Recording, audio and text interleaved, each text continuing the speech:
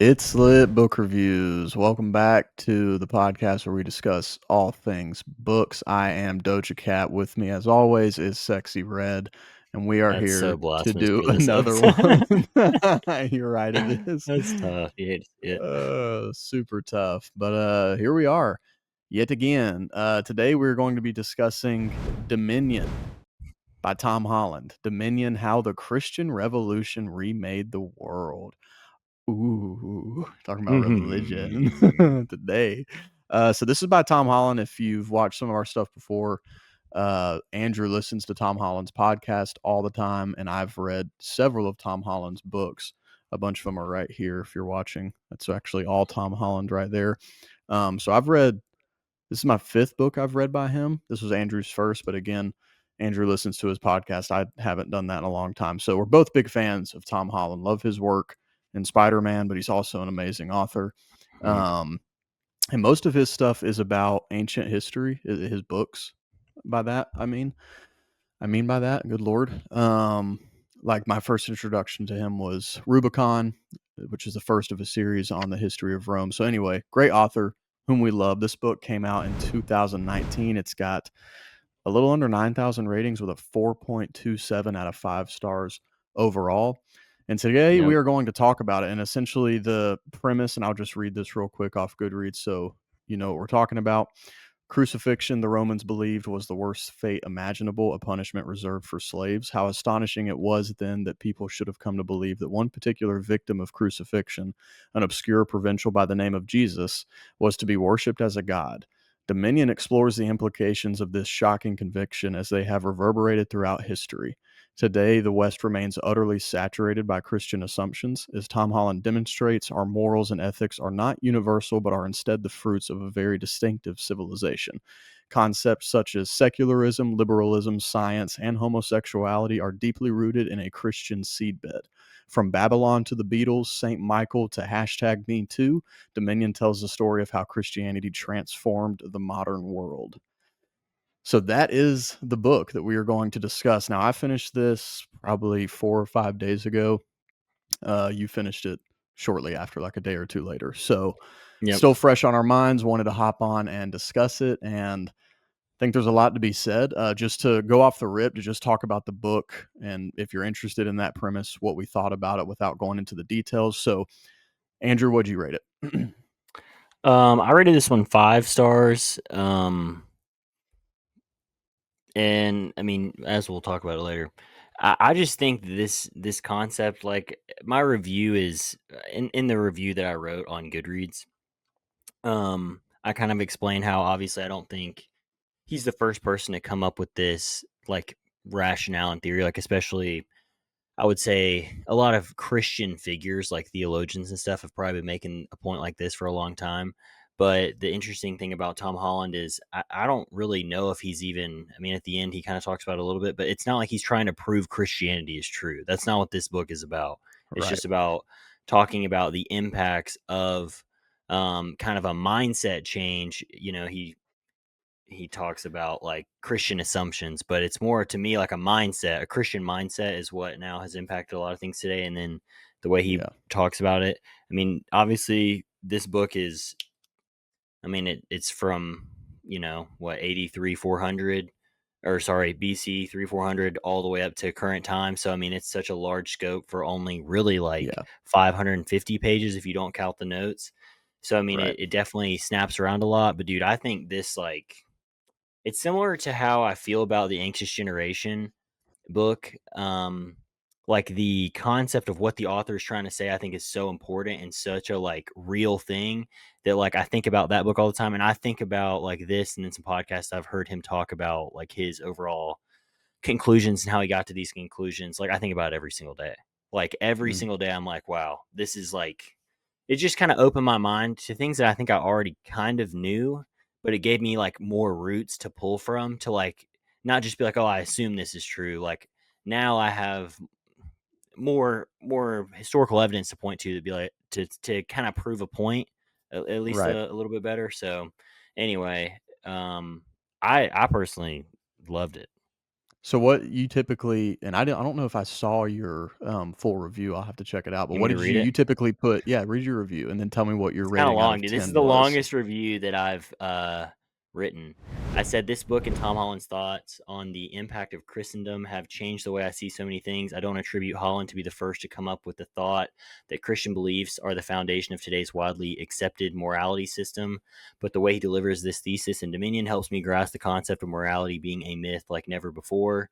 This book sets off to accomplish an extremely bold task." Holland writes about the origins, beginnings, and development of Christianity throughout history, alongside attempting to accurately state the history. He then weaves the thread of the impacts and developments that have occurred.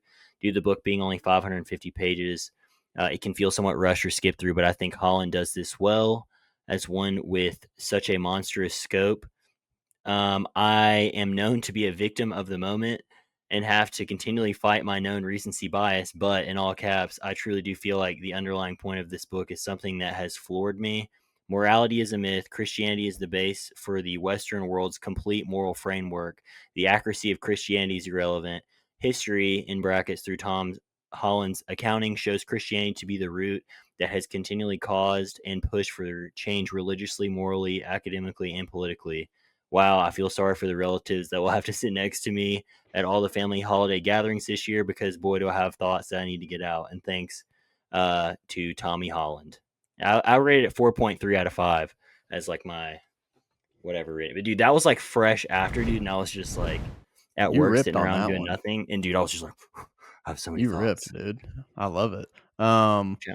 well, cool. Yeah, I mean, I feel like the synopsis I just read and then your review really explains what this book is. So, I mean, if you're interested in that, we would both agree that you should read this book. I gave it a 4 out of 5 stars. It would definitely not be like a 3 or anything. Like I would say a solid 4.0 or 4.1. So I'm really not far off of you. It just to me, just to say why it wouldn't be a 5 star. I've given every other Tom Holland book I've read 5 stars. They've all blown me away. They're so good. This one just felt a little choppy to me at times.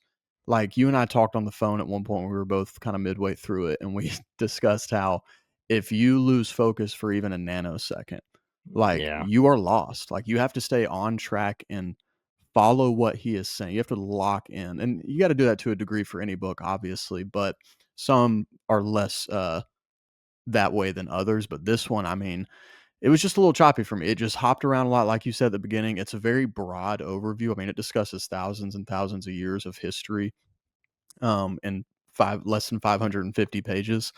So it makes sense that a lot of it has to jump, but there were just times where I just struggled to keep up, and I would have to go reread. I'd have to go back like a couple pages just so like, how did I get here? Like, I thought we were talking about something else. Yeah. Um, and it's Well, not he even would a mark isolate a on Tom single Holland. character is Yeah, what he he would would do, typically you isolate know? a character, but then he And kinda then hop around a jump little bit 100 around years. it. Yeah. But I think with Tom Holland, I think I said this to you. Again, I love Tom Holland. I think he's one of the best historians out there right now. But I feel like he's so high level intellectually that, like, this is a byproduct of that, and I'm not anywhere near his level of intellectuality, so it just he's operating on like an S tier level of brain, and I'm Yeah. just not there at all times. So for that, I gave it 4 just because again, it just wasn't quite as enjoyable as those other books. And really so more in the second half or last third. I loved the beginning first See, half I'm the of this opposite, book. dude. The last third is when I took all the notes, dude. The last 3, 4 chapters, 'cause I remember you were like, "I'm interested to see your thoughts on the last 3." And dude, those were like, oh my gosh. Yeah, So and it's so that's funny. so interesting because the first probably 3 or 4 chapters were like the best part for me, and that's because 'cause I'm Yeah. on this ancient history kick, and there was a lot of really cool stuff, and so it's funny, I took a good bit of notes on the front end and you did on the back end, so hopefully we'll be able to cover it pretty well. Yeah. But overall, if you haven't read this and you're interested in this subject, it's definitely relevant to anyone in America, but it's also relevant to understanding broader things in the world, and different cultures and belief systems, because he does touch on that, especially later in the book, which that stuff was really good too. So I definitely recommend it if you're interested in that, or if you like history. Like, there's so much rich history in this book. Um, so yeah, I would definitely recommend it, and I think Andrew would say the same. So I reckon we will get into a discussion just kind of going through our general thoughts as we always do. I'm sure we're going to be all over the place. But I think you might have a little more to say, so I'm going to let you direct us. Where Yeah. do we begin? Um, what kind of makes this book different too, and I feel like this is probably where it became a 4 star for you instead of a 5.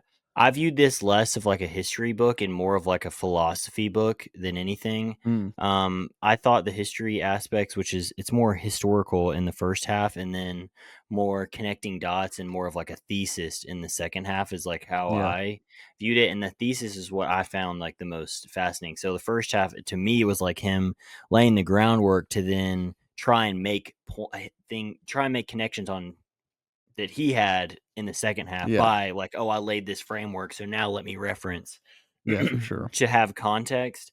And so like the first half I thought was cool, as far as giving, some history of things that I definitely did not know, or if I had heard of, I just didn't really know a ton of details about. But it really wasn't until like chapter 16 for me. So it's 21 chapters. Chapter Hmm. 16 was called Enlightenment. That was when like things kick up for me. That's Yeah, that was a really 1762. good chapter. Yeah, I Um, remember that. I remember liking that one. yeah, so it just that was where it really ramped up for me.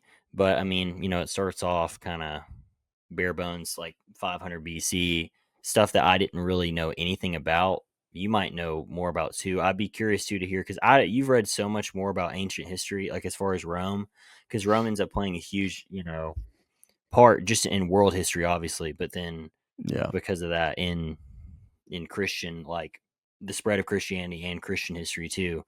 So you probably have more context with a lot of that stuff too. But anyway, I as far as the first couple chapters, it's more just kind of bullet points for me on just things that stuck out. Like I'd never heard of the Ahura Mazda god that Darius had. Oh And I yeah. guess the main thing that too stuck out is, whenever you're thinking about these leaders like someone like Darius or any of the, I guess it kind of starts to fade once you get like harder into Roman history, but these people they didn't want to just conquer. They wanted justification for why they were doing what they were doing. So like Hmm. even if they seem pretty sketchy as far as like what they were willing to do to get power and to conquer land, they still wanted to know like God has blessed me, like whoever their God is. And Hmm. so I mean, I guess that's something that I feel like I lose sometimes, it's like, oh, evil for the sake of evil, because that's kind of how, it gets to later on.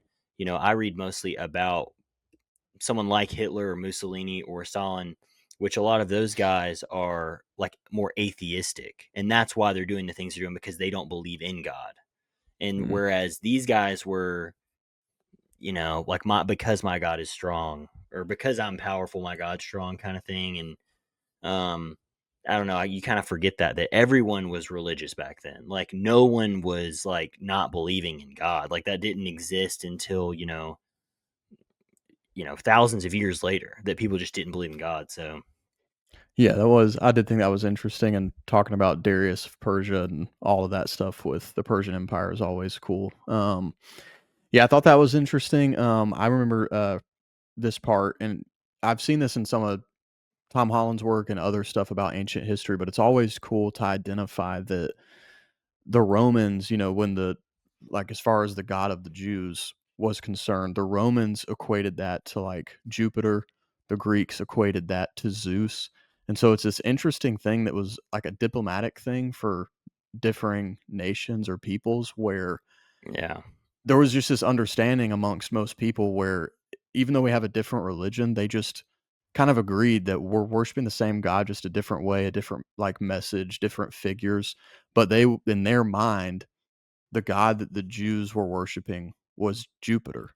It was the like they just attributed to that for again, oftentimes for diplomatic reasons. And I thought that was cool because you see that all throughout history. We know a lot of Augustus doing that when he went to foreign lands, but even as more recent to guys like Napoleon. Like when we read that book, that was something that we saw as he would go into places and like kind of tout the religion of that area to gain their, you know, friendship or goodwill or whatever it may be. So I thought that was interesting that even back in ancient times, they're like, look, you say Yahweh, we say Jupiter. Let's just get along, you know. Let's Yeah. leave I religion didn't out get of that it at and all. just That's interesting. I didn't read into it mm. that way at all. I read into it as that Mm. we're having fights to see whose God is, at least earlier on in these earlier chapters. Um, Well, this is to the like see yeah. I what mean, God is. Are you talking chapter 1, 2, 3 ish? I don't know where I didn't put chapters with this. It's just early on in my notes. But yeah, I mean, to what you're like talking about, like Darius and Sparta or whomever, that was definitely a thing. But like Jews in Rome and stuff like that, that he was referring to in the book, like people they weren't trying to fight, they were just trying to have assimilated without conflict. That's the way they Yeah. approached it. But yeah, the what you're talking about was definitely there as well, I can't especially remember when you who it talk about was. I wish I would Darius. have written it down. It was one of the earlier leaders in Rome who ends up coming to the temple in Jerusalem, and like he slaughters a lot of people, but then he leaves the temple, doesn't destroy it, and then goes up there to like actually kind of check out what's going on, Hmm. and goes in. The Ark of the Covenant's already been like gone, but and then the Jews ended up being pissed because they like saw it as he kind of defiled. He went to like the Holy of Holies, but Because only priests were supposed to go in there, like, once a only the year at high the time. priest, yeah. Yeah, Um, but it was just an interesting thing that he didn't just wipe out like whatever. He was like, okay, like I still want them to do their thing, but let me check out what they got going on here, like yeah. But they did religiously. later. Later, they did destroy it, later in Oh history, and yeah, that's yeah, how Palestine was founded, if I remember correctly in the book. Um, the land of Judea was overtaken by Roman legions, and Palestine was founded. That's something yeah. that's touched on in the book that I've read about before, which is really interesting. But yeah, I enjoyed the early chapters. There were really cool things, and I think I wrote them down in my notes as well, or maybe I just took pictures. But it was really He's interesting how he referred to like some psalms, and how they referred to things that were interpreted as referencing the other gods of the time. He references a psalm that says, God presides in the great assembly. He gives judgment among the gods. And then later on, he says, I said, you are gods. You are all sons of the Most High, but you will die like mere men. You will fall like every other ruler. And I thought that was interesting. When you're reading stuff from the Bible, you often have to dig around and find the translation and what they really meant. But it's a really interesting passage where it could be interpreted by people of the time as saying that God was like above, like some people would took that as, well, Zeus and Aphrodite and whomever are still real, but this is like the father god above all of them. Like he puts them in yeah, their place. That was an interesting part, him bringing in the Greek and Roman gods and how the early interpretation of the God of the Jews was kind of weaved into people's lore as being just a greater God than those gods. So I thought that yeah. was really interesting. I feel like the main points, though, from the beginning is that he's trying to establish that all these other gods, people are making sacrifices to, and so he's going to try and separate what is different about the Jewish God. Hmm. And so, first off, it's they have their temple in Jerusalem, that's the Holy of Holies kind of thing, and they have a covenant that's based off of that. But then, it ends up developing into where it's like, okay, the scripture of like the Torah allows Jews to kind of renew a covenant on their own, like for themselves. So it doesn't really matter now, like later on, like you were talking about before, when someone comes in and just wipes out the temple, there's nothing like it doesn't impact the religion at all as far as from spreading. Whereas these other religions, whether it's Ahura Mazda or whatever, or Tyche, the goddess of fortune that Cicero talks about, like whoever they have, whatever Roman or Greek god, whenever their temple is destroyed, then it's over. Like no one's like continuing to do their thing. And so I guess he's kind of making that point that their scriptures, I guess, is what really held them, like to help them kind of last through like whenever their temple's Right. destroyed. Um, Right. which then, after the birth of Christ and like the whole or and then the crucifixion of God, which the way he contexts it is pretty interesting too about I guess we all know like how like a crucifixion sucks and would be horrible, but the way he talks about it is like, obviously it's meant for slaves, like only the lowest of low do it. So, which ends up Right. obviously being a theme of the first will be last is like a huge theme through this book too.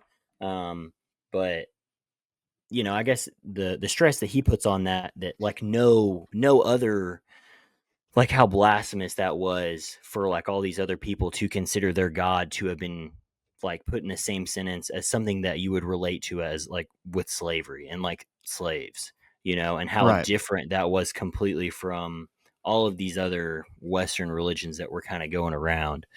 Yeah. And so that kind of immediately Well, separates and even the everything there. Jews felt that way. Oh yeah. Like, even the Jews were disgusted by the thought that their Messiah, who they thought would come back as, like, a triumphant, military general or something, they couldn't imagine the thought of him being someone who was killed like a slave, which is where things start to fork from, I guess, Judaism and Christianity, at least as we see them today. Um, so, yeah, I thought that was really interesting as well. Yeah. And then it's cool to see, like, kind of pushed on to like more chapter 4 and stuff, to see where there's like such hard persecution for Christians early on, like in the Roman Empire. And then like to see this to me is where it's tough not to get wrapped up into the this is what I believe, so that's why I think it's true because it's what I believe.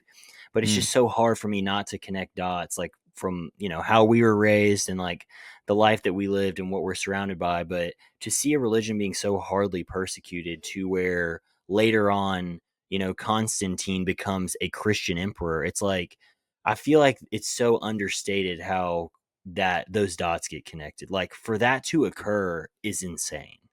In mm. my mind, like to have Oh, for that sure. development in that kind of society, it's insane if Christianity doesn't have value.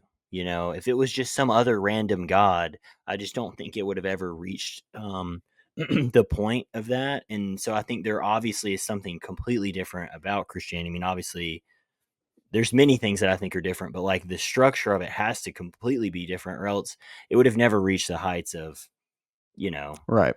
of having a Christian emperor, which when, Of Christendom. a, yeah, I mean, that just for that to even happen. And then you see that happen again with, later on, not to like jump ahead, but, with, the Roman Empire expanding and you have Gaul um, and whatnot up there in the Franks, and like how Christendom just like all of a sudden you have all these like savages, and then 100 like or not even 100 years later, it's those savages are the ones leading the push for Christianity. It's like to watch the Saxons be considered as um like what you would consider when you think of high fantasy of like witchcraft and like blood Mm, sacrifices and all that, and then all of a sudden, like not too long, they're the Saxon leaders are the ones pushing for the reformation of Christianity. Let's go back to the roots, like those kind of things. So it's like, I right. mean, it can't all be by chance, like these Mm, all these things keep happening because the what I got from, especially in the beginning, it's like so many leaders throughout history,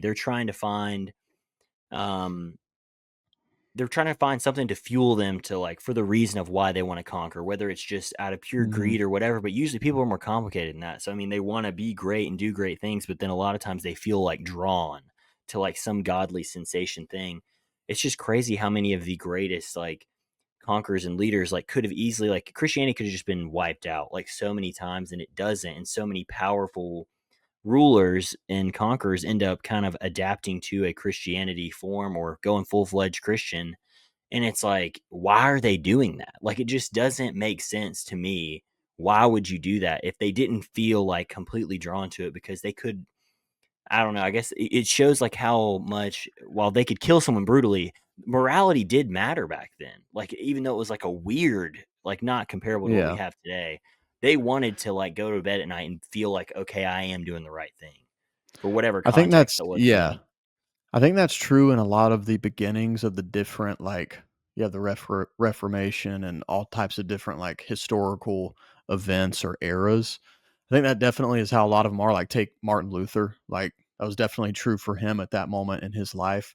But then you also do have the other side of it, like, the papacy during the Renaissance and like the popes and how they abused that power. And that's the reason Martin Luther came along, is because people were taking, We're talking about Christianity. 1,400 years later. How does it I even mean, yeah, get there? yeah, You know what I well, yeah, mean? for Like, sure. why I'm just wasn't it some thinking, other yeah, religion, that yeah, gets there? for Yeah, sure. once the foundations are there, then people are gonna abuse power for sure in certain ways, but Yeah, I just can't believe it even gets to that point. Like, when you like, yeah, reading this book, I'm like, of all the religions, why does I mean, if there aren't certain truths that are core, and if there are, like, you know what I mean? Like, it's just it's too much for there's too many When it was so coincidences is what it seems like. profound too, it was so different, like, in the early parts, he makes a point to explain that it was so profound to people because this was the idea of, like, for one, to go back a little bit, again, comparing them to the ancient gods, he makes a point about how it's very profound for people at the time when this singular God of the Jews comes to be something talked about that people know about or believe in.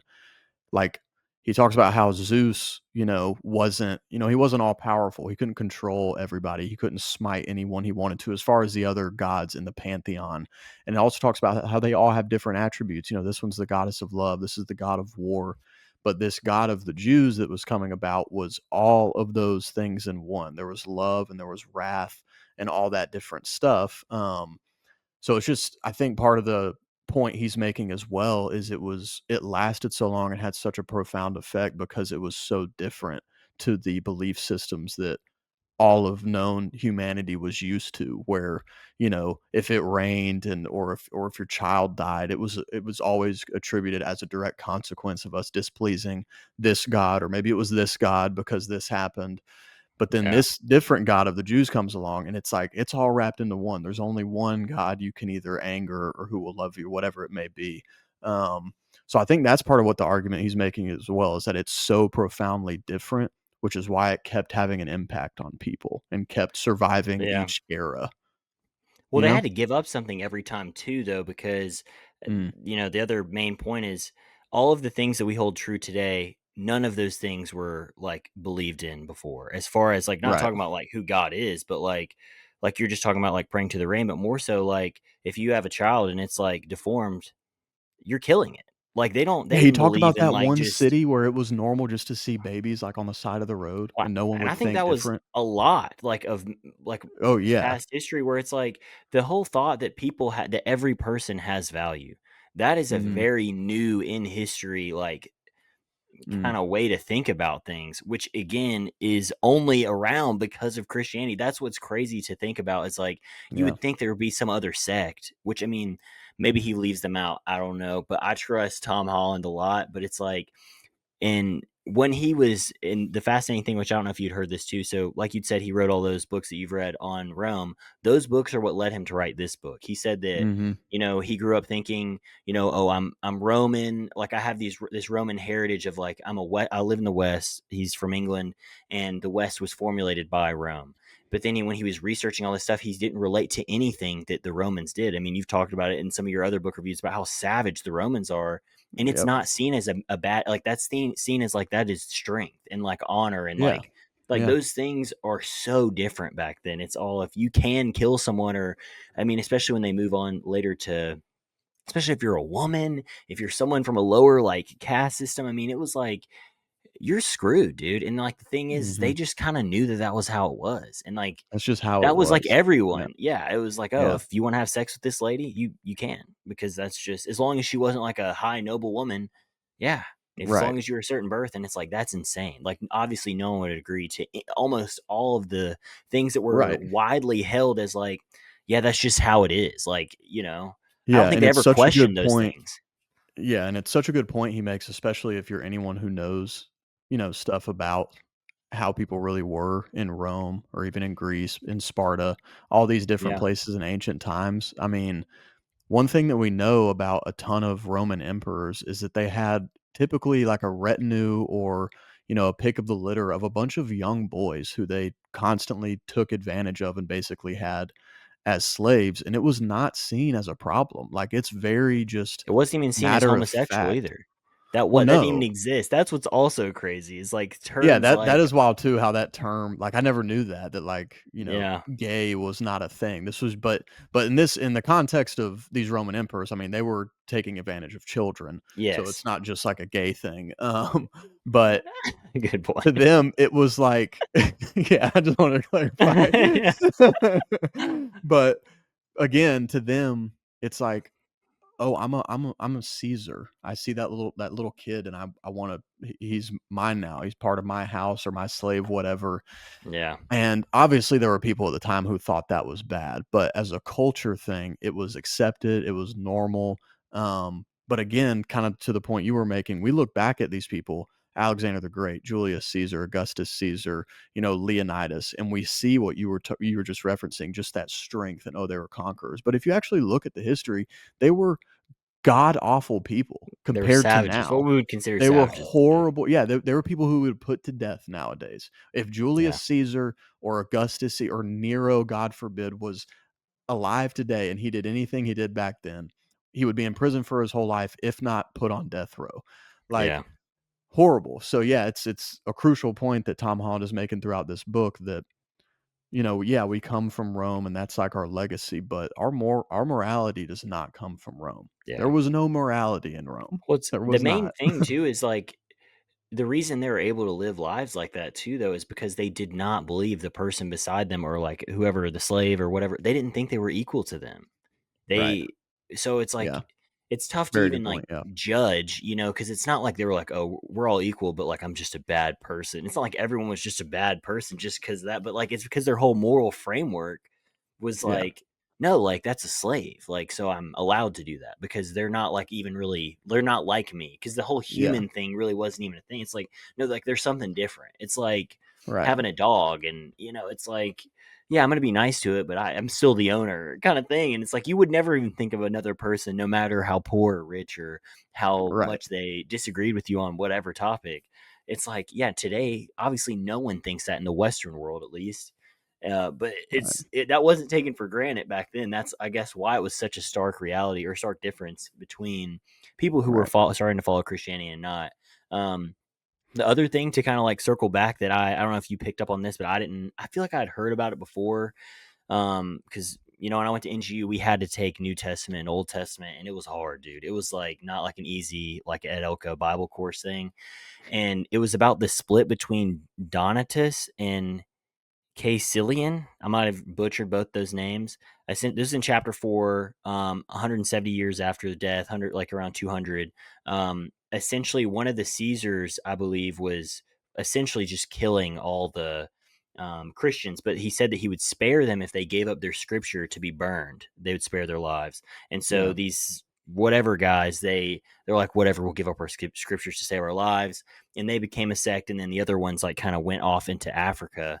um I can't remember what part, but I want to say like that northern part there. And so anyway, but then it keeps coming up throughout the story of these are because I mean I kind of related to the like, yeah, the other dude was pissed that they just kind of folded it, which is like the Mhm. opposite of what the whole faith was based off back then.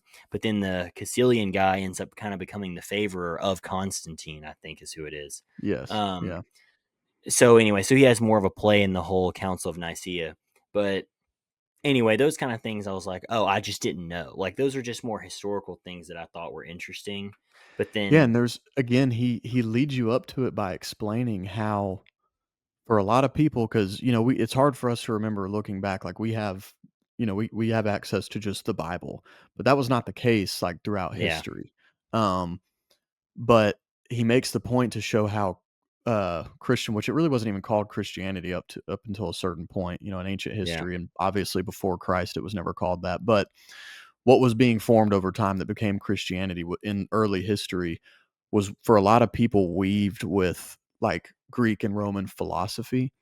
And so I believe he makes reference to in what you're talking about, this part of the book, where one sect of Christians decides, well, we're just going to let them burn our scriptures so we can just still live the Christian life like it's just paper. Like, let's let it happen, so that we can live. And that's like another example of how like there were still those weavings of where philosophy or reason, if you will, sometimes trumped what other would call like a true Christian faith, and yeah, just letting yourself die for that faith. Whereas they had a little more Aristotle to them on the other side. And we're like, dude, it's just paper. Let's let them. I mean, I don't want to die. We can get more yeah. scriptures, and obviously it was deeper But than you that. couldn't because it was 80, I 170. They were mean, trying to wipe yeah, it wasn't Christianity off the super map, you accessible like know? Barnes and Noble, but Yeah. Yeah, that was the whole point of why they were burning it. So it's like, all right, I guess Yeah. it's in our hearts. But that's the thing, dude. Back then, Yeah. too, it's like the antithesis of what you're saying too. Is like it's kind of crazy to think that back then, yeah, bro. I mean, who actually got their hands on any form of document? And then if they did, if they could read, it was a miracle. Like, I mean, only so many Right. people could read. So I mean, you're literally just having to trust people. Like, Yeah, and then and that it was a is all problem word of throughout mouth, history. Ends up being a which problem, eh, in Luther's time. yeah, which that's the next big thing, which I didn't realize, and luckily I had just listened to a Charlemagne thing from The Rest is History with Tom Holland, but like one of the next points I have is how it's Charlemagne who again uh, who comes from Gaul, which is again what we would consider, whenever you see these TV shows, I mean, it's usually like some Viking s thing or like that is Gaul is like the definition of those barbarian like type guys. Like when Rome goes up to like Yeah, push Gaul down, like it's those kind of people, and that's who Charlemagne comes from. Like, and he's the right, guy who comes up with the idea, which is kind of revolutionary then, that to be Christian requires education. To like truly be a Christian requires you to be educated in Christianity, which means you just have to be educated in general to be able to read. And so he's kind of one right, of the first to build churches and then start kind of really getting people to copy down scripture a lot and like send it out. right. So people, because I mean, to think that there were churches where you don't even have scripture. Like it's kind of Right. wild. Like in today's day and age, you Yeah. like can't even fathom it because you can download the Bible app in 2 seconds. But it's like it's Yeah, kind of then wild their to think. only source for getting scripture was through someone who knew it for most people. And Yeah, again, this I keep leading back. This is what leads to Luther and his 93, 95 theses. But you just had to trust whoever was telling you, like, yeah, that's scripture, whatever he just said, because he can read that's and I can't, scripture. or he has a Yep. copy and I don't. Um, it is so wild to think about. It's hard to have the right frame of mind to understand this kind of history sometimes because it's so hard to separate yourself from like your time and your resources and what you have access to. I Yeah. mean, it's just it's crazy. Again, it goes back to what you were saying. It's crazy that it made it through so many different eras of persecution or certain leaders trying to stamp it out. But anyway, continue on. The only other main one that I'm sure you've read more about this than I have, but it was such a fascinating story to me, but it's the story of the guy who ends up becoming Saint Martin and like how influential he is throughout like all of Christianity. But Oh he's yeah, like yeah. one of I mean I'm gonna butcher like the historical aspect of this, but That's what we do here. so exactly. So if you know more, please step in and save me. But essentially, from what I remember, he is like a leader, a high leader in the Roman army, but he's not a Roman citizen. I want to say he is from Gaul, actually. Again, this in a lot of asterisks beside this. All right, so don't take any of this part for historical Dude, accuracy. I don't know if any ancient But historians are gonna get up here and be like, "Nah, dude, it was not from Gaul, actually." I want to say he was, but he's the guy who he's freezing. He's a high military leader, like very respected. They just went and conquered all this land or whatever. And there's some like servant or peasant or whatever, and it's freezing, and he rips his coat in half and gives the dude half of it. Yeah. And then he Yeah, yeah, gives yeah. up all like he gives up like his position and becomes a monk. And then that's where is it Tor? I think the city of Tor is that, and his shrine is that, and it like is like one of the like final standing ones. I think it does get sacked eventually, but um, any like after another reformation when they're like, hey, let's stop idolizing people. But Mhm. anyway, like I didn't realize how important he was, like of a figure. And Tom Holland and Dominic Sanderbrook in their podcast, they talk a lot about him too, especially during the Charlemagne kind of times, because it's all about protecting that city of Tours, Right. which I think is in somewhere in modern day France. But anyway, when did this Well, book that ramp? Well, you keep going. What were you gonna say? well, I was just gonna add to that, like, another interesting thing just as far as certain things being founded. One thing that was interesting was, you have the founding of Christendom, which leads to, I guess, I don't know if it's the first university ever in Bologna, spelt like bologna. Surely it's not called Bologna. I assume it's called Bologna. But, it led that university there and those, like, ideas that they were processing essentially leads he has this whole thing where that university after the founding of Christendom led to the concept of human rights. Like that's where that started originating, Mhm. was once they founded that university. So that was something interesting I had here. But what you about to ask me?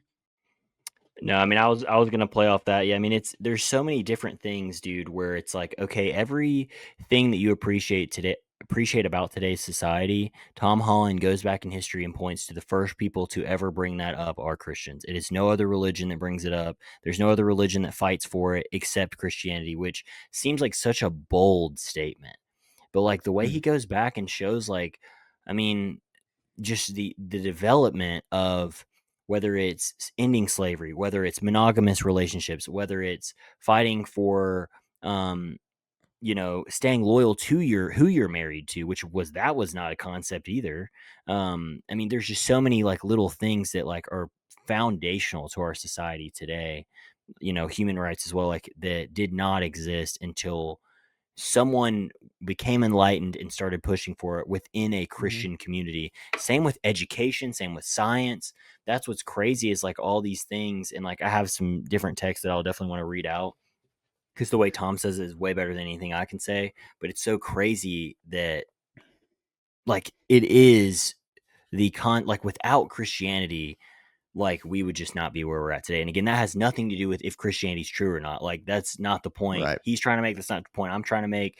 But the ideas that spring from Right. the religion of Christianity are foundational to being able to build and go other places that you would never be able to go, like logically, scientifically, academically. And that's insane. Like to really Yeah. truly think about that.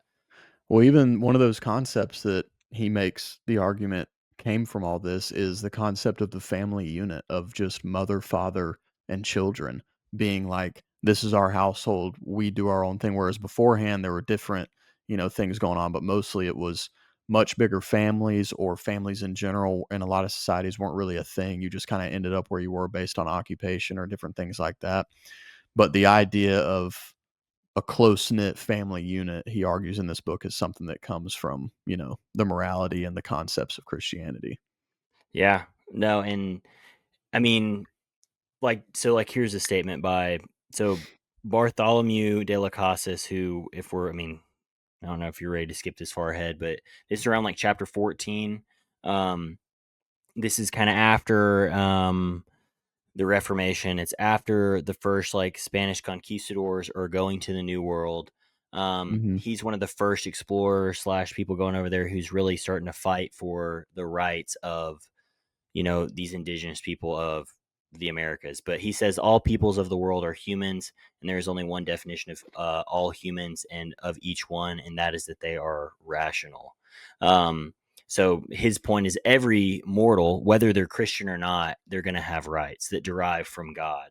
And so anyway, it's like this is like a very no one else is going to make this point like in any other it's just like any other kingdom, if they're not like it's only Christianity that's going to be able to make this point, which is just it's wild because at the same time, like this is like what you're saying before, like Christianity then becomes the tool to enslave people, but then it also becomes the tool to give those people rights that frees them. That's like the dichotomy of Christianity. Is like, you know, certain people are going to use the Bible to justify slavery, but then others are going to use the Bible to condemn slavery. Right. So it's like that whole process, but then even having the freedom to look at the Bible, and then I guess that's what is so revolutionary about what Martin Luther says is that it's a personal thing.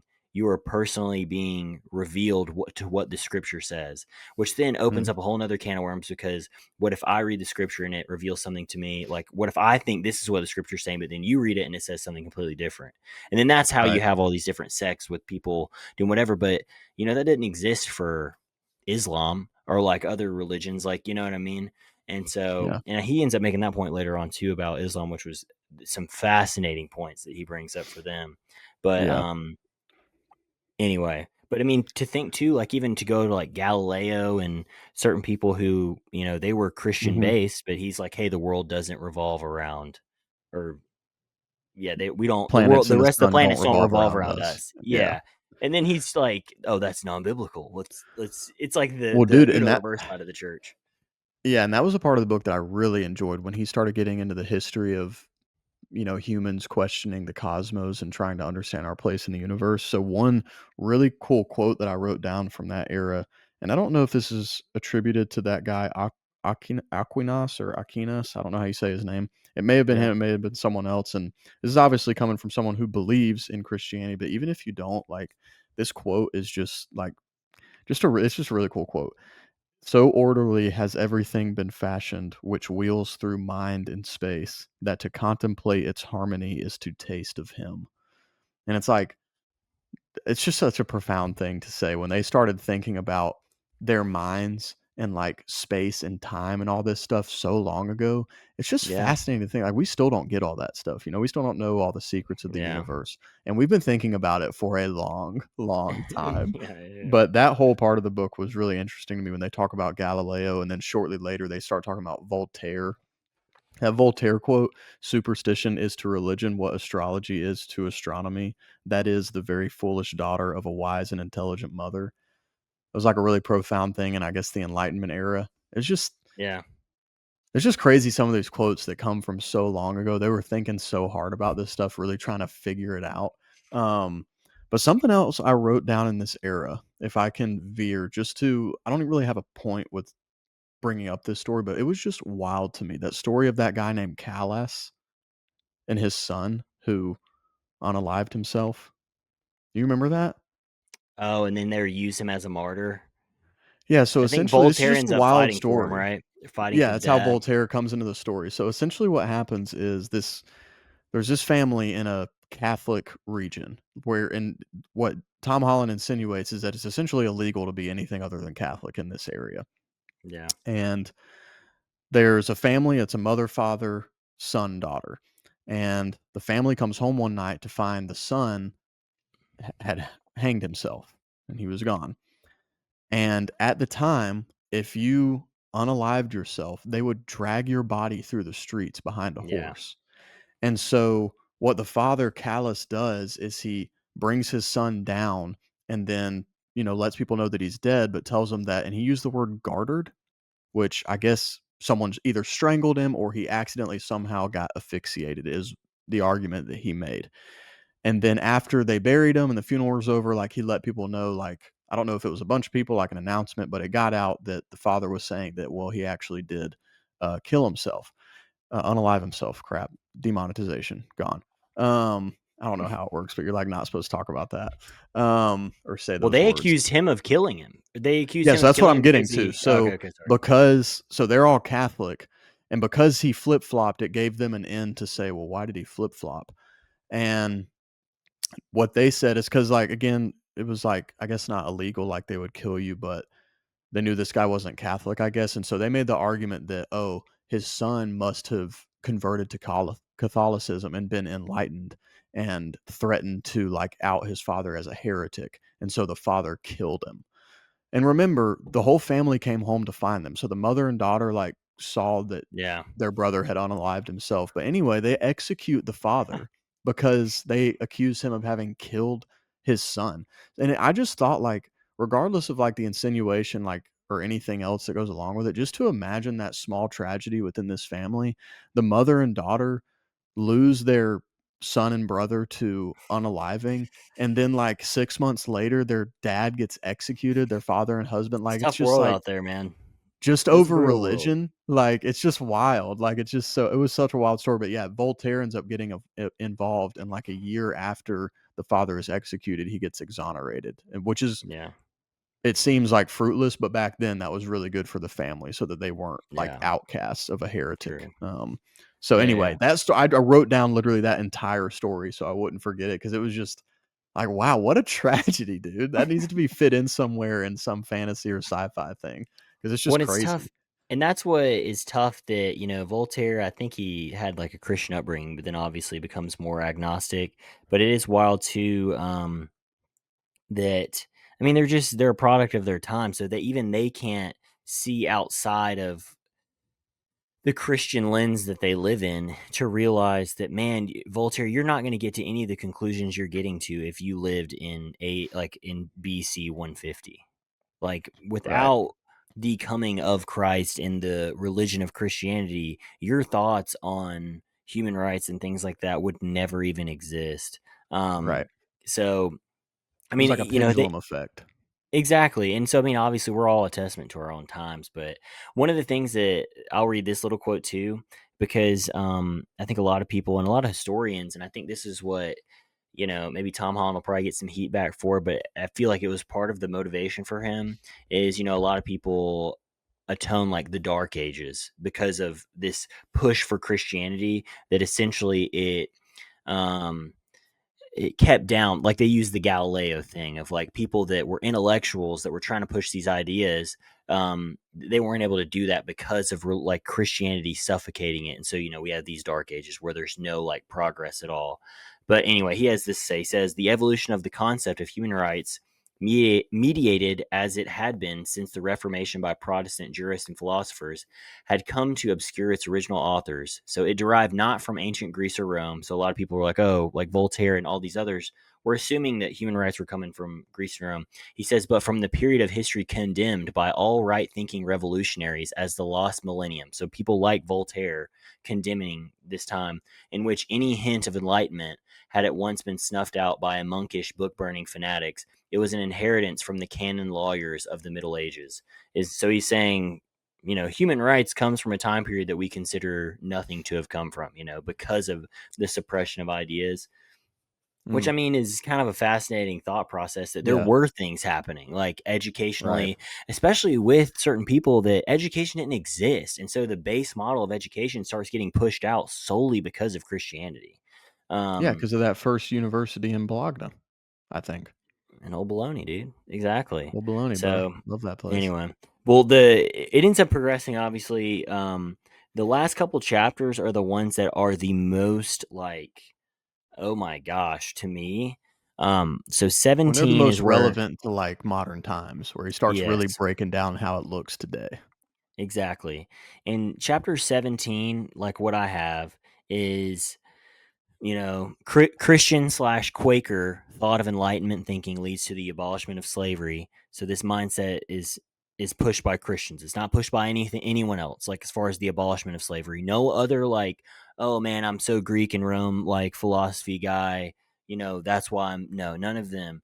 Which the reason why it's so crazy is that it impacts the Ottoman Empire to where they are so pressured by these other Christian nations to ban the slave trade that is not but like in the Quran there were so many different, you know the way he talks about it is that banning the slave trade goes against the Quran, that there's no word that is more enlightened than the actual words of the Quran. So like how Martin Luther believed, hey, you can become enlightened and read the scripture and have God can speak to you through that. Like that's not how they viewed the Quran. It was like it means what it means. There's no whatever. And slavery is validated in the Quran. So it's like we can't take input from an outsider because then that kind of dilutes Islam. But because of like everyone needs money, at the end of the day, all of a sudden these institutions that have not been able to be cracked as far as like the Muslim like world, mainly the Ottoman Empire, because right now we're in like the 1700s. I mean, it's strong, man. I mean, the roots are so strong. So for them to, I mean, not that slavery is actually abolished there, because I mean they abolished slavery, but I mean I'm pretty sure the slave trade still exists, in that region for way longer after. I mean, probably even still today. But for Quakers, like of all people who are persecuted within the Christian faith, to have such an impact to start this like pendulum and this ball rolling to where someone like the Ottoman Empire, a sultan of the Ottoman Empire, is like, yeah, okay, I guess, because England saying they're not going to trade with them if they don't. It's like, I mean, that's huge. Like, it's like, it doesn't feel that way now That's because huge for the it's like, oh, boys. yeah. Well, it's like, oh, yeah, of course, no one wants slavery. But it's like, dude, I mean, it was I mean, it was a massive industry. Oh, So, yeah, I and mean, for it that to just yeah, be abolished because of some Quakers getting pissed about believing every person has rights. I mean, you think the Sultan cares about that? No, but it's like yeah, through all these peer pressuring things to where it's like, okay, it mattered enough because it's like, all right, we're not gonna be able to trade with England. We can't not do that. Like, right. and so anyway, it's just that ball rolling is like and no one's going to talk about that. Like other historians, at Right. least, I appreciate that about Tom. It's like, all right, again, he's not trying to validate that Christianity's real or true. He's just like, hey, we need to at least give props to who got this going.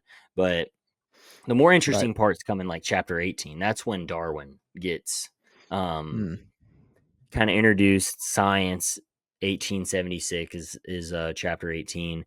I do have, I don't know if it's too long for me to read, dude, but I have read entire page 442, start it just as Rome, is what I have. And it says that this defines the transition of thought from human rights to strongest survive through the evolution of Darwin. So anyway, that was like one of the main things. I don't know if that stuck out to you. I know you were saying Dude, there were read some it. things that you didn't like, not only so you didn't agree with, but you thought he was Wasn't that I kind of didn't making agree with jumps. it. Yeah, it was just more, I and I wonder if I it's some of honestly these can't things.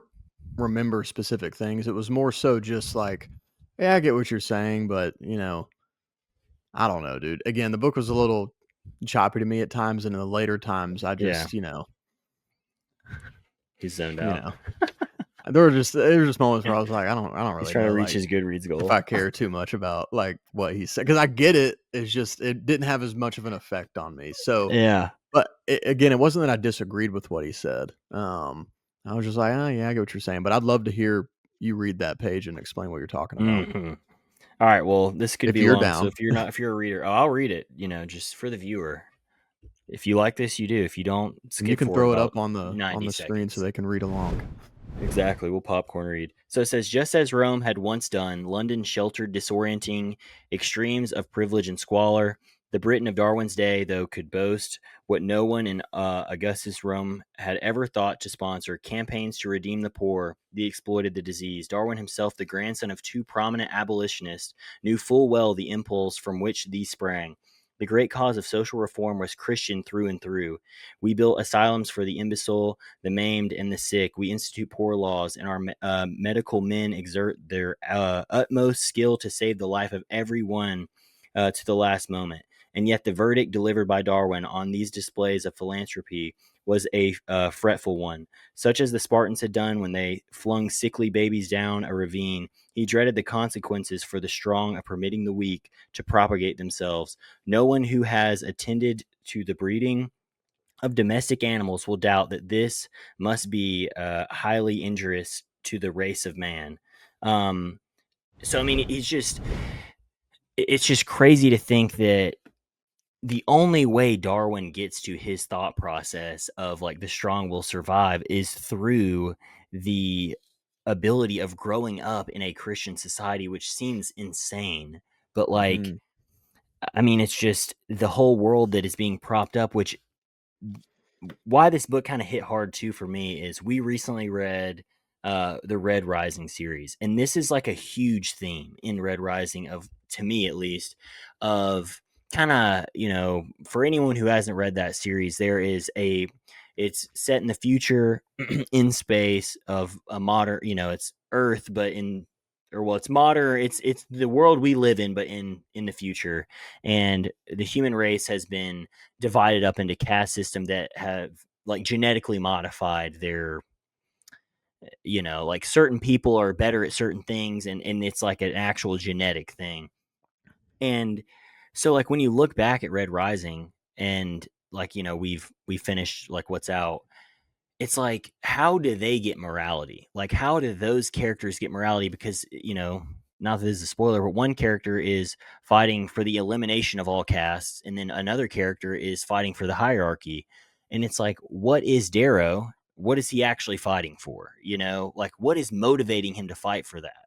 Because the only way that that would happen is if he were to have been a product of a Christian world, which I guess he is because he's technically from Earth, if you go far enough back. Right. But the idea that, in Christianity, it's not about like someone being better than someone else. So Yeah. let's farm them and make them the best possible, like a species the best possible. No, it's about everyone having worth. Whereas, Yeah. Darwin, I mean, there's some truth to what Darwin's saying. It's like, if we continue to do this, diseases will continue to exist. Like deformities will continue to exist because those traits will continue on. throughout history, because we're not just exterminating those people, which sounds Yeah, insane. But like when you think about it, it's like, I mean, he's not saying it to be mean. He's saying it for the better of the human race, of like right. And which I just pulled a quote for you to just put it in more context. I remembered a quote from the character you're talking about in Red Rising. There's no spoilers here, but before I say the quote, the whole point Tom Holland is making is not, "Oh, see, you think that, you know, everybody's equal. You're secretly a Christian. Like Christianity is true, Jesus is God." He's just arguing that any morality that you are like the morality that our laws are based off of and the morality that most of us live our lives by comes from Christian thought. yeah. Um, and so, dude, I mean, this character in Red Rising has a quote in the fifth book in the series: "I would die for the truth that all men are created equal." And I mean, that was not a thing before Mm-mm. this stuff And dude, came around. when you think about it though, it still is, even in today's day and time, man. It Not to bring up like what we're reading too, like, but I mean, Joe Abercrombie's so good at getting the heads of characters, and like you've talked about before, like Giselle is, for anyone who hasn't read that, there's a character who is extremely flawed, and you get a lot of, dialogue in his own head. And unfortunately, Jesse and I both agreed that, man, he's the character you hate, but then you're like, wow, unfortunately I've had that thought that he's having now, and I don't consider him a Yeah, good person. So it's like it is difficult though, if anyone is being real, to truly look at other people sometimes and be like, yeah, we're all created equal. Like, because that is such a like profound right. thought, because Yeah. because we're not all equal in so many things. It's whether it's strength or height or speed or intelligence. So it's like that idea that there's something inside of us that is being measured that makes us all equal, and not what is, you know, how we look or Well, yeah, sound and or even whatever. it's just for a lot of people, it's not like I think the profound point that Tom Holland is making is like what you just said is like from a Christian standpoint, we're all created equal because of something inside of us. But even atheists nowadays believe that all people there should be equality and that all people are just as valuable. They don't think it's Yeah, because the Holy Spirit, because all people are created in the image of God. They just think that's what's right. But like it or not, yeah. whether you're a Christian or an atheist, that came from Christian thought. Like that was human rights and people being equal is a Christian thought. It was not around before these thoughts and conversations in the scriptures or whatever started happening. Well, dude, and then So the yeah, only reason that people like Hitler are able to even come about and like have such like fervor behind them is because they truly believe like what Darwin is saying. So right, they believe God can exist because these people are not like me. Like these people are right, below me. And so hmm, because of that, their morality cannot exist. Morality is right, just these people are weaker than me and these people are the plague, so we have to kill them.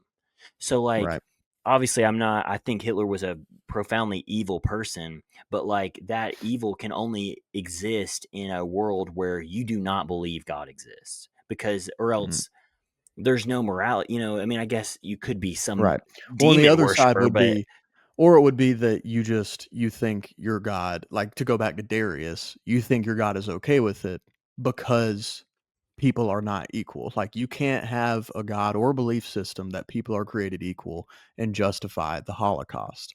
But you no. could, like Darius or someone in ancient times, believe in some vengeful ancient God that's fine with you having slaves or, pacifying an entire nation. But again, that was pre Christian That's yeah. times. So nowadays, for you to, no one in their right mind would tell you nowadays, well, I mean, unless they're joking or extremely narcissistic, they're not going to tell you, well, I actually do think that I'm better than a lot of people that I meet. I actually think that I deserve better things just because of who I am or because of who my parents are, my bloodline. Like that's not, no Yeah. rational person says that nowadays. But that was like you're talking about, like Hitler, that was literally his thing is that we should wipe Yeah. the earth of anything but this pure blood. And that's completely outside of the morality that all people are equal. And then even to go down further, so he brings to light a really good point in the chapter 18 science of how, you know academia as we know it came from Christianity. And then at some point there was this flip to where science is the antithesis of religion, and that, and it's the wild, like, complete Uno reverse card of that. And how, like you were just saying, the people who today consider themselves intellectuals, but then, or scientists, or whatever, these people who are the highest elite thinking people of our society, to where there's no place for God in there, because you can't rationalize God. So, it's just silly myths or whatever, are the same people. Like, the only way that they're able to get to where they're at in the same beliefs in foundational scientific evidence, and people that have pushed for that, have all sprung from a Christian root. And so, like, the one of the things I wrote down, there's this Quaker archaeologist Cope, um, and it says Cope's conviction that a species could will itself towards perfection enabled him to believe as well that different forms of the same species could coexist. So he said whites, he argued, had elevated themselves to a new degree of consciousness and other races had not. So that was his belief. This was a Christian Quaker who ends up being foundational to Darwin. Like, this is one of Mm, those guys who went back and forth with Darwin. But he comes to this conclusion because of his Christian faith, but then is trying to rationalize his Christian faith with what he is seeing with the archaeology that he's discovering. And so it's just that, and I guess that's what people today are trying to build on, maybe, is that we're mhm. just continuing the progress that others have have started. But it's like, well, why didn't you Right, continue that progress of like these other non-religious great philosophical thinkers? You know what I right. mean? Like, they're not picking up where they stopped. They're picking up where people whose core beliefs were bound in something that these people now no longer believe in, which is, I don't know, it seems to me fake, but I mean, I don't have all the answers. So I mean, there could be a point I'm missing, but it's like that. It's something that I've never thought about the way that Tom Holland brings it to life. You know what I mean? And I think something relevant to go back much further in history and back to one of the more recent chapters, it's relevant to what you're talking about. To go back to the figure I mentioned earlier, Aquinas or Aquinas, whatever it is. This is a Yeah, direct quote from the book. His, referring to Aquinas, his readiness to acknowledge them, philosophers like Aristotle, as authorities was a sign not of any cultural cringe, but of the opposite, an absolute confidence that wisdom was Christian no matter where it might be found. Reason was a yeah, gift from God. Everybody possessed it. So I think, kind of to go off what you're talking about, further down history, there's just kind of another example of that, of where if you are to believe in this, if it makes sense and you discover it's true through science, then it fits in Christianity. That's what he is essentially arguing here. He doesn't know about science because that's not really a thing in his time, but that's essentially can be applied to the same thing, is that if it makes sense and it's true, like again, a result from science, then Christianity should believe that, okay, that falls under God, though. God made it that way, whatever it may be. But I think where it starts to divert, what you're talking about, is them just kind of what you're saying, because they can't rationalize God. It's just them trying to remove it from the equation, but then pursuing those truths and using reason, if you are to believe what Aquinas says, is a Christian concept. yes, And yeah, again, that's them in that time weaving in the philosophies of people like Aristotle or Socrates into Christian concepts. And again, they yeah, said, if this lines up, then yeah, we can use reason, like we can use wisdom, which again is another biblical staple that, God yeah. wants you to be wise, that type of thing. Agreed. Let me read one last, like, this will be a slightly thick boy too, but this is kind of building off what you're saying too. So this is comparing science to Christianity, as science being the antithesis of Christianity, but like how this is all based off of an inaccuracy. This is what Tom Holland has to say about saying science is religion's antithesis. he's saying this is false and it's all based off this. So he says, here then lies a striking paradox. Although the concept of science as it emerged over the course of the 19th century was defined by men who assumed it to be the very opposite of novel, something timeless and universal, this was conceit of a very familiar kind. Science, precisely because it was cast as religion's doppelganger, inevitably bore the ghostly stamp of Europe's Christian past. Huxley, however, refused to recognize this. The same man whose genius as an autonomist enabled him to identify what only now has become almost universally accepted, that modern birds are descended from dinosaurs that once, millions of years ago, were scampering through Jurassic Forest, had no problem in believing that science had always existed. Just as colonial officials and missionaries traveling to India had imposed the concept of religion on the societies they found there, so did agnostics colonize the past in a similar manner, which we have to go back and talk about that. The whole India part where they're like trying to rationalize what Hinduism is was crazy. He says the ancient Egyptians and Babylonians and Romans all were assumed to have a religion. Some peoples, most notably the Greeks, were also assumed to have had science. It was this that had enabled their civilization to serve as the wellspring of progress. Philosophers had been the prototypes of scientists. The Library of Alexandria had been the birthplace of modern science. Only Christians, with their fanatical hatred of reason and their determination to eradicate pagan learning, had prevented the ancient world from being set on a path towards steam engines and cotton mills. Willfully, monks had set themselves to riding over anything that smacked of philosophy. The triumph of the church had been an abortion of everything that made for a humane and civilized society. Darkness had descended on Europe for a millennium, and more poems or popes and inquisitors had labored to snuff out any spark of curiosity or inquiry or reason. The most notable martyr to this fanaticism was Galileo, tortured for demonstrating beyond all shadow of a doubt that the earth revolved around the sun. He groaned away his days, as Voltaire put it, in the dungeons of the Inquisitions. Bishops who scoffed at Darwin's theory of evolution asked by asking sneery questions about gorillas were merely the latest combatants in a world that was old as Christianity itself. And he says nothing in this narrative was true did not prevent it from becoming a wildly popular myth, nor was its appeal confined solely to agnostics.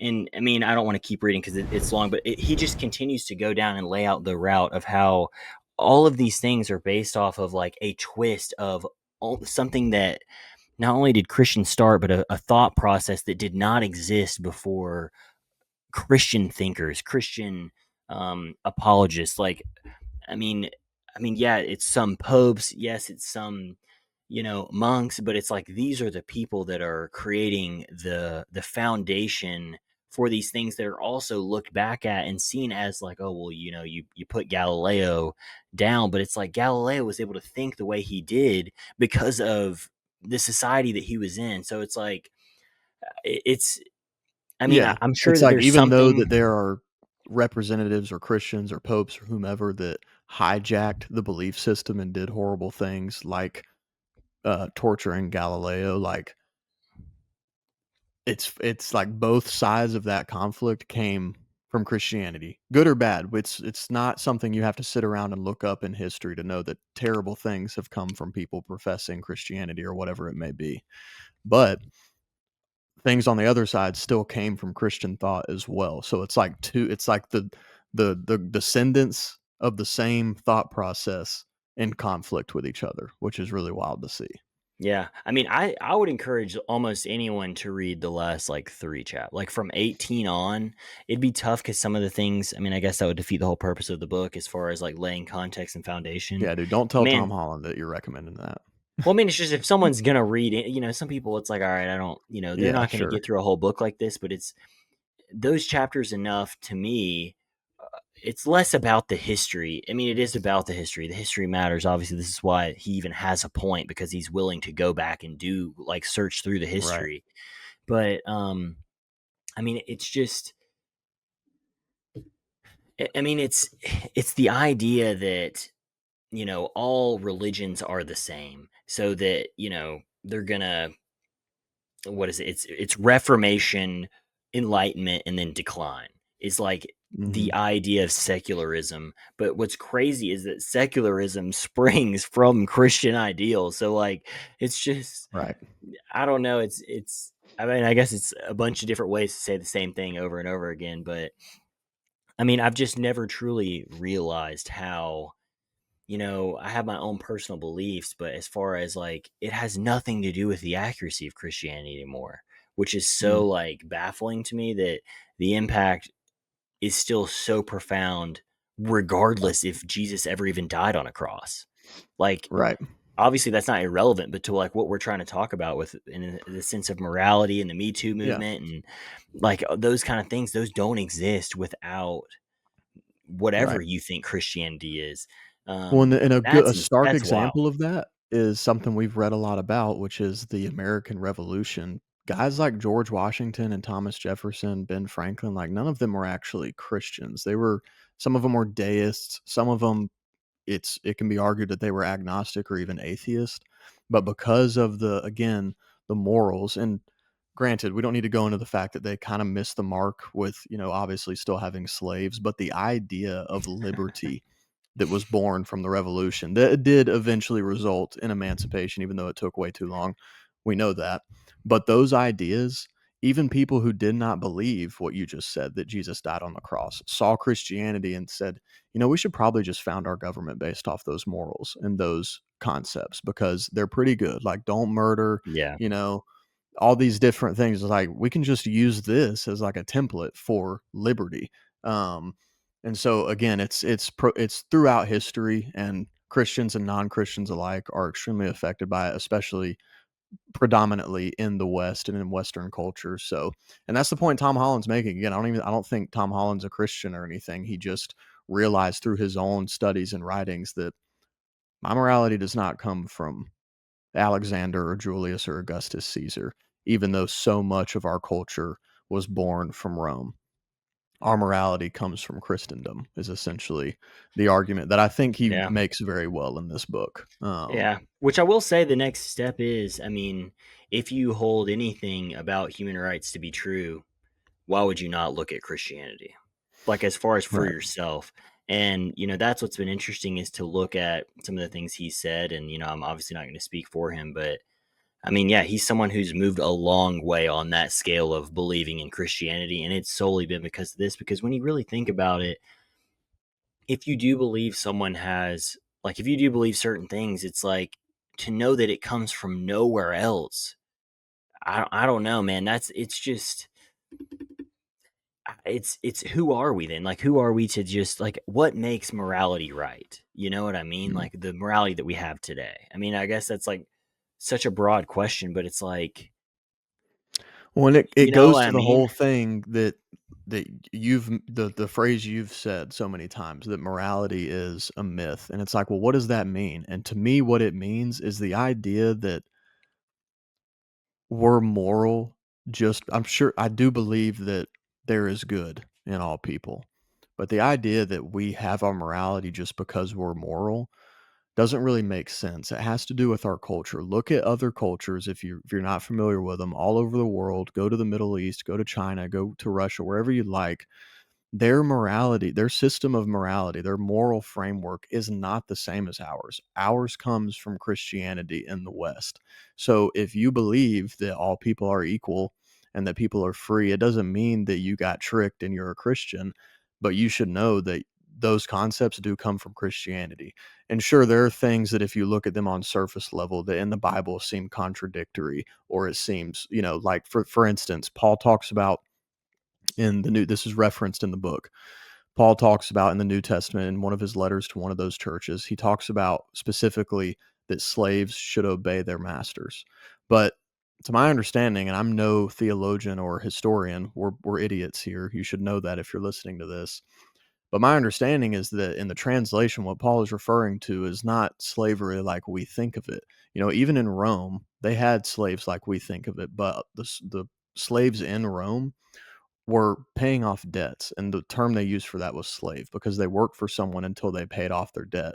But a slave in Rome could end up becoming a consul, the person with the most power, if they paid off their debt and became a full Roman citizen. That was the whole idea back then. And in the New Testament, when Paul is writing to people, he's writing to cultures that are Roman, essentially, almost all Yeah. of them.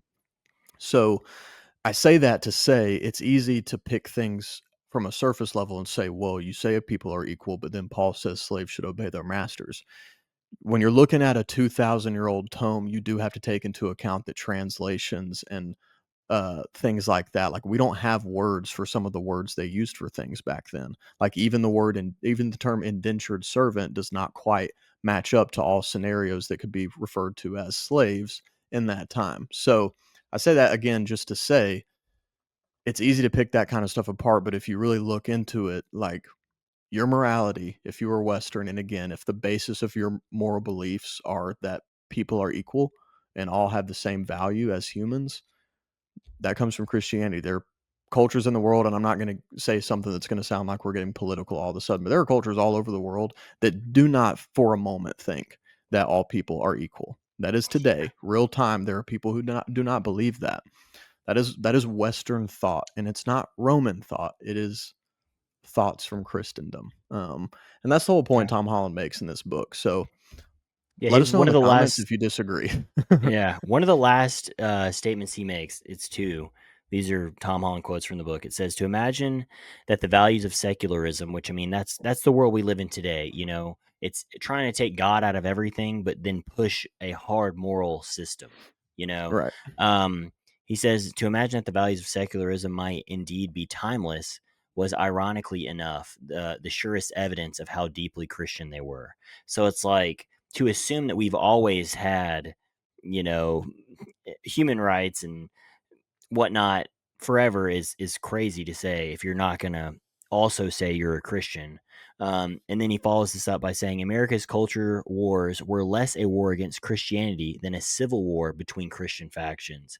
And so some of the examples he gives is that um, God created male and female, but to refuse kindness to persecuted was against fundamental teaching. So he brings up like a trans argument that, like, a someone who is biblically Christian will, most likely preach out against the whole idea of trans, but then the inverse of that is still wild because the Bible preaches to be kind to people that are persecuted.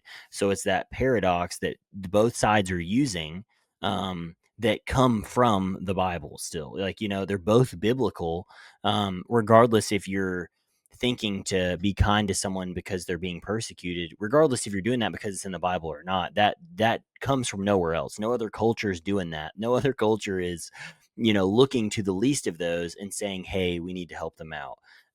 That is Right. a fully Christian ideal.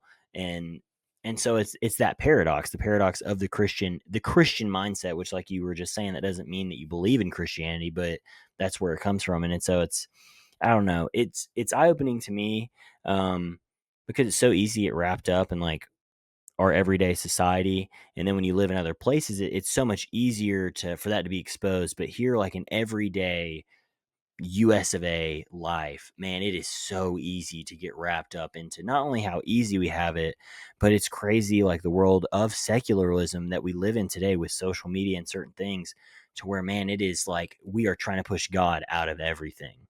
And it's, I mean, not to get on that soapbox, but it's just crazy to do that without thinking of the implications of what you're actually trying to say. If you're trying to say there's no place for God, like at all in our society, but I still should treat the person beside me with kindness, I just want to know where that's at. Like, where in history can you point to that where someone said, I don't believe in God, but I think you should be kind to this person? And like see who they learned that from, and like who they learned that from, because it's like you're not going to be able to go very far, because the people who are, if you can find someone that believes that, like, hey, I don't believe in God, but I believe you should be kind to someone, they were raised in a Christian, like they or someone very close to them removed impacted them that was a Christian. It has to be, or Mm. else they would have never come to that conclusion on their own. Well, um yeah, nowadays with so much history behind us, now it's just you don't even have to draw it back to like a family member or anything. It's just our culture and our society. Even though it is yeah. very secular, still the idea that all people are equal and you should treat all people with kindness, the idea to help the poor, that's a profoundly Christian thing, to help the needy and help the poor. So, yeah, it's just, at this point it's ingrained in our culture that that's yeah, that's what we should be doing. Um especially when you get into certain political circles. That's like what it's all about, is helping people in need, and that came from Christianity, Yeah. whether you like it or not, really. Well, 'cause it I mean, does I make myself sense. worship Satan, so I hate it, but it still came from Christianity. It's just wild to me though that more people don't run with like if people are so okay with denying God now, it, do you think we're going to get to a point like in our society to where we are going to fully swing back to the, oh, well, if there's no God, then what is really morality? You know what I Well, I mean? mean, Because I think it we would will seem so. eventually. Yeah. But right now we're still like we're But it hyper takes moral. generations for the thought Yeah, process to change and have an effect. So, yeah, I do think that's certainly within the realm of possibility. I hope not, but, I do I hope think you're not right. too. When But you remove God from the equation, you've set a precedent that you can remove things from the equation. I think that's the important, like, implication here, is that once you start removing pieces from it, you can always go back and say, "Well, we don't like the God, we don't like Jesus." So at any point in history, you can say, well, we don't like that because he said it. Now we still like all this other stuff, but that's because we like it. That has nothing to do yeah, with that. So it's just setting again, it's not about, oh, you should be a Christian and, go to church and that type of thing. But when you start removing things, you set a precedent that things can be removed because you are saying the thing as a whole is flawed. So throughout the rest of history, humans generationally will mhm, have the ability and again the precedent to remove things from that hole, yeah. which is yeah. So, Which it yeah, I also think that makes sense that that could happen. to like build on what you're saying too. I mean, it's all about where you find value from. So I mean, if you're able to remove something, that means you don't value the history because then it's like, oh, well, it doesn't matter. I'm just going to take this out and disregard, what this happened here. And without history, we are literally nothing. Like if you're gonna just base something off of what you think now, I mean, you're you're like what you're saying, you're picking and choosing what you want, which is not how like that's not reality. That would be like me, picking and choosing to make 10x what my hourly rate is. That's not how it works. Like, things happen. There are facts and there are real truths. And that is what history is made of, like, is factual things that did happen. Um, so attempting to remove those, it's like the way I've kind of this book, I mean, I'm sure there's other perspectives that I just haven't heard yet. And that's what is exciting about this book is because I think it like spurs a conversation that is so like deep but like real that it almost makes it seem to where you are either someone who believes in God and therefore believes in morality, or you're someone that does not believe in God.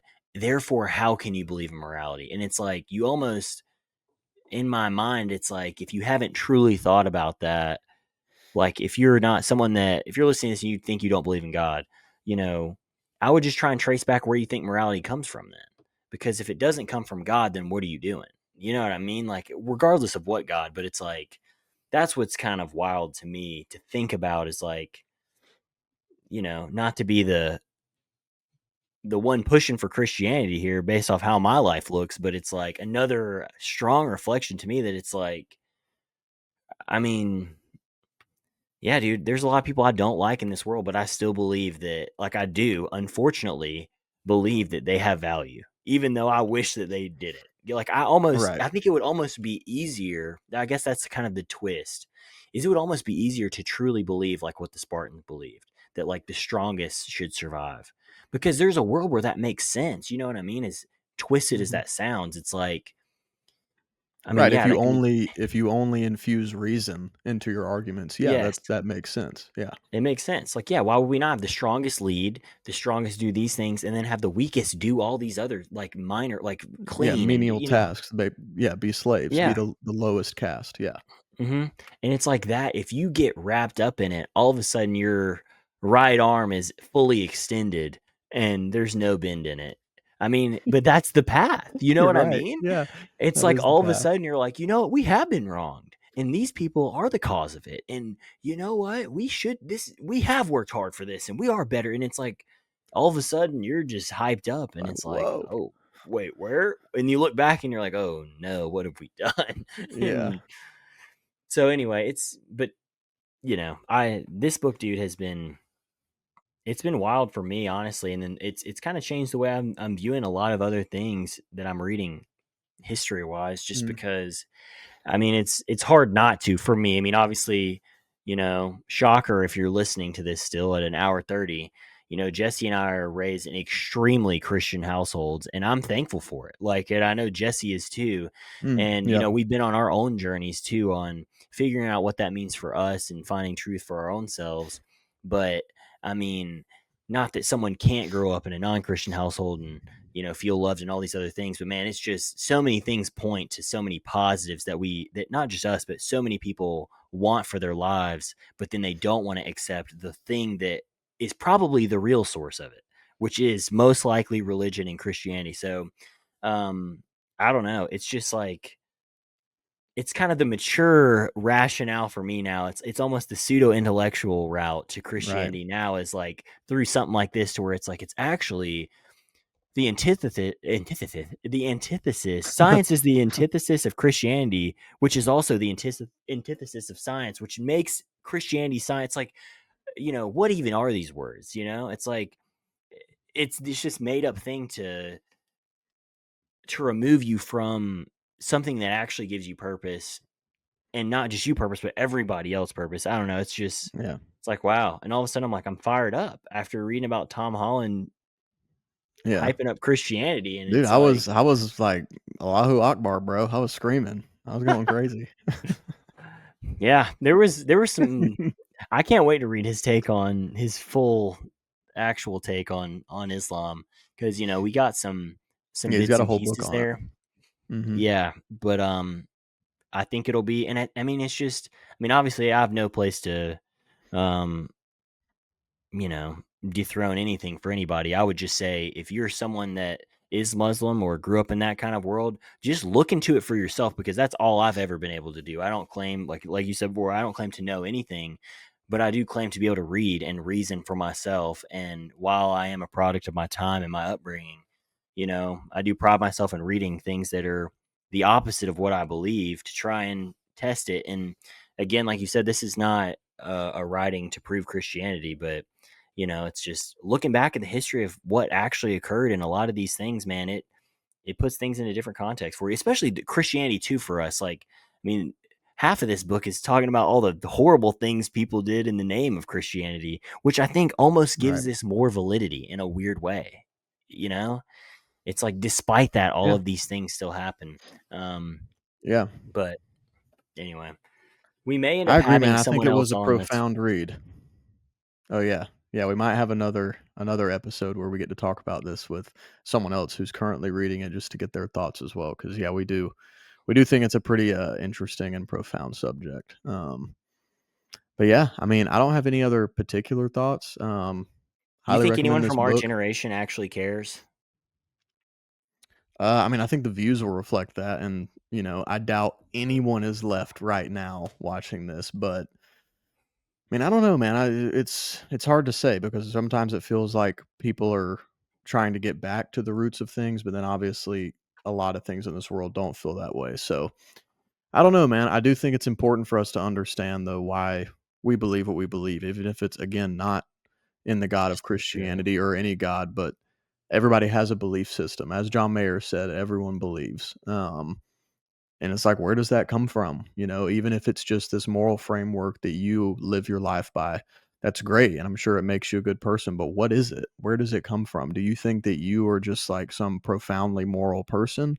Or do you think you learned things along the way? And where did those concepts come from? And I think that's what the whole point of this book is. And we've kind of been talking in circles, making that point this whole time, which is the whole point of the book. Again, even for the parts that I felt were um, less engaging and jumping around, it is hard to argue the history here. I mean, Tom Holland is a Yeah. consummate historian. And, like I've said before on this channel, when you've got 100+ pages of the book that are dedicated to the notes and sources of what he is saying, I mean, it's fact checked and things like that. But yeah, definitely think this was a great read. I think it is applicable to a lot of the things we read in history, because it's always there in the background. But yeah, I think that's about all we have here. It's lit book reviews on this one. So Dominion by Tom Holland.